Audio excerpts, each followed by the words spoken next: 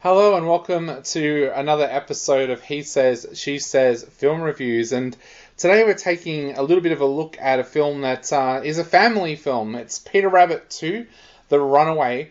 I'm Dave G, and joining me is Lee G.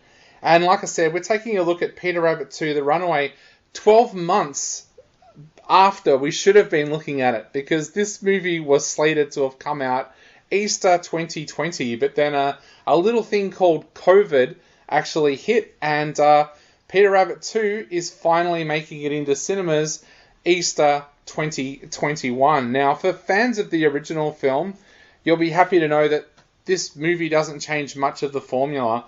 It once again settles around Bea, played by Rose Byrne, and Thomas, played by Domhnall Gleeson. Now, Bea has turned the events of the first movie into a children's book, which is doing quite well in Thomas's shop.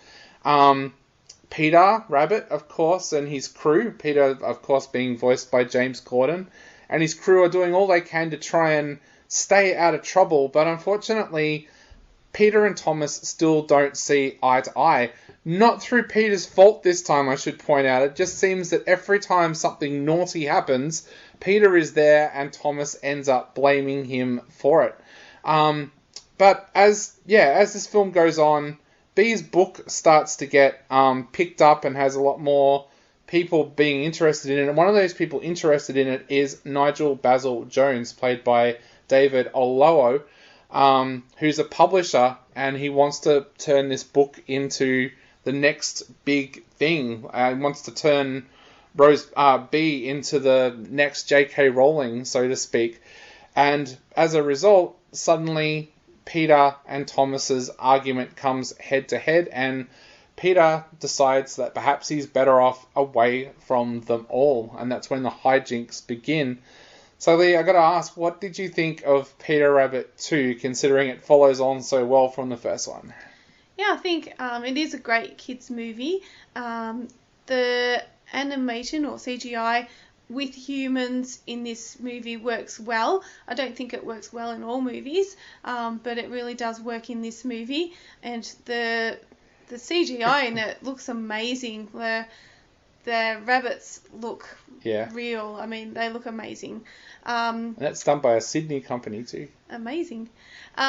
So in this movie, like the first one, there's humour, there's fun, but there's lots of messages and morals and things to learn from too. So, you know, as kids are watching, they're learning some things about good choices, making good choices, helping those you love and being there for them.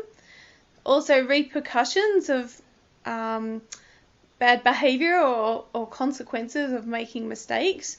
And also for parents and adults, I think there's a theme in there about not making assumptions and putting others down, putting your children down in this case, putting Peter Rabbit down, and just assuming he's always the troublemaker. There's themes of trusting strangers and themes of families can be made up in different ways. So in this case, it's, you know, two adults with a room full of rabbits, and that's their family. So there's lots of adventures, there's the good versus bad storylines, and it seems to run really well. I love that they used a character called Barnabas, and he is up to no good, and anyone who knows their Bible knows that Barnabas was a character or a person that made bad choices, and in this case he's played by or voiced by Lenny James, and he's a character well known in Jericho and Walking Dead and many other things, and he suits that character well. There's also lots of big names, I suppose, for the voices of the rabbits. James Corden has such a warmth to his voice and very distinct, and you just love the character because James himself is such a lovable person, and I think it really comes through just in his voice in that character. Although the last time we heard his voice in a movie, he was playing a killer robot in Superintelligence. So. I don't think I've seen that one. Yeah, with you saw it with Melissa McCarthy. A while ago, yeah. Yeah, the big name cast. It's got a huge cast. Margot Robbie, of course, is in there, which is kind of ironic because I think this is like the third movie that Margot and Domhnall Gleeson have made together.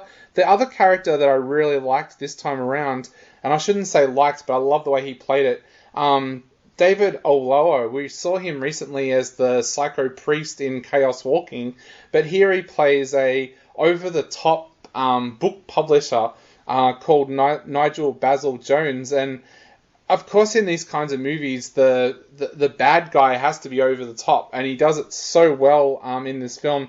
I think the other person who kind of gets ignored a little bit from her work in these films is Rose Byrne, the Aussie actress. She does such a great job as Bea, and this time around I think almost Bea and Thomas have an even bigger role, because part of the lesson that comes about in this is, and I think this is such a great one to have in a film, is Thomas is virtually becoming a father to these creatures that have always been in Bea's life. And there's almost like a little bit of a storyline there of what it's like becoming an instant father kind of thing, because he does judge the creatures and learns along the way that perhaps that's not the best way to go about it. So I think it's actually really well done in the sense that the filmmakers this time around actually put a little bit more meat into the stories, because that's come from the screenplay. That isn't there in the original Beatrix Potter books that these stories are based on. Yeah, definitely. I think I noticed while we were watching the film that the smaller children, probably 5 and under, or maybe even a bit older, they were quite restless in the film. They weren't kind of watching, and I think it's a lot to do with that. You know, there's a lot of human contact in the film as well as the animation as well. But the children who were a bit older age group, they really were getting involved and laughing out loud and just really enjoying the movie. And it seemed to me that the adults who were in the movie also seemed to be enjoying it. Yeah, I think it is a movie that's maybe for older children in a sense, like maybe primary school from grade 3 upwards, because I noticed that the little kids, the only real reaction they gave was when poor Thomas is rolling down a hill at one point. That seemed to be what the kids liked most. I think, like a lot of British television and a lot of British films, this is for a little bit of an older audience. This is probably for kids that also like Paddington. I guess Paddington and Peter Rabbit, it's in that kind of realm of British TV and film that the books were for younger kids, but the films have somehow come out as being something that for about grade 3 upwards. But I also know someone who had their niece there who was in year 7, and she loved it. So yeah, there's a warmth to this movie that I think a lot of older generations are going to like as well. Like, I took my parents along and they enjoyed it, but they grew up reading Beatrix Potter's work, so for them there's like an extra element to this movie because it's about their childhood. So it probably is that kind of movie that you could take 3 generations of a family to, grandparents, parents, and kids along to. Yeah, definitely. And there's some mischievous times, and yeah, and as I explained before, lots of different I suppose morals and values within the film. Yeah, I think it's a great film for kids and families to watch together. Yeah, and I like the fact that this time the film feels like it's more about all of the creatures and not just Peter. There's a great storyline in there this time where Flopsy's wanting to change her name to Lavatory because everybody always assumes that her and Mopsy are going to be the same, and there's a great little element in there which I really enjoyed about like people treating twins the same way, but they've each got their own personality. But yeah, so many of the creatures this time were kind of explored. Like even Cottontail had her own story in that she discovers sugar for the first time and that sends her loopy. But even the new character like Barnabas, even they kind of had their own story as well. So, yeah, I really did like the fact that this time it kind of embraced more of the Beatrix Potter world than just Peter Rabbit. Yeah, for sure. And as you said, even my age group, I have, my cup and saucer from when I was young with Peter Rabbit on it, and it does take you back to your childhood. Yeah, I remember all of the books from when I was growing up, and I was kind of happy this time to see that some of the characters that kind of got left off from the first film was in this film, like the frog was there, and I think if I remember correctly from the end credits, the frog was actually voiced by Sam Neill. So, and I think Amanda Puddleduck and people like that made a little bit of an appearance this time as well. So, yeah, we did definitely get to see more of the Potter universe. Yep. So, I guess to wrap up, what are you going to give Peter Rabbit 2 The Runaway as a score out of 5? I'm going to give it a 4 out of 5 for kids' film.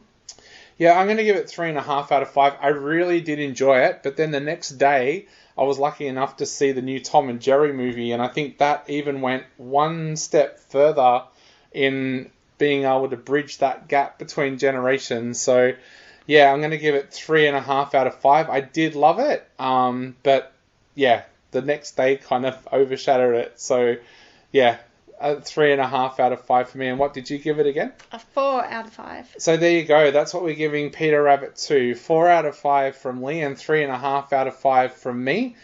We'll be back very, very soon with another episode of He Says, She Says film reviews. But for now, I'm Dave G. And I'm Lee G. And we'll be back soon.